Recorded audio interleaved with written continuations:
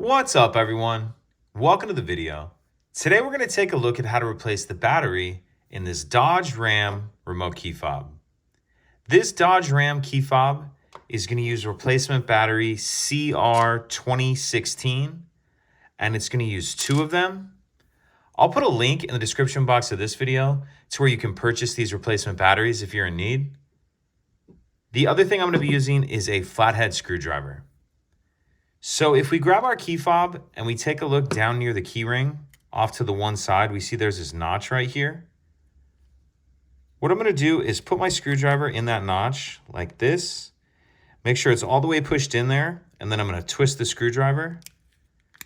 And as I do that, it starts to split the case apart. Just pull it the rest of the way apart with my fingers like that. And in the back half of the case, we see our batteries right here. And what I'm going to do is use my screwdriver just to help get under the edge of them and get out of this little holder like that. We'll grab the new batteries, and we want to make sure that we're installing these both with the plus side up like that.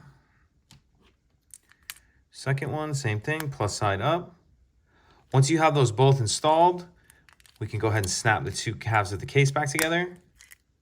And that's it. If you could take a second to like and subscribe, it helps us out, and I'd appreciate it. Thank you.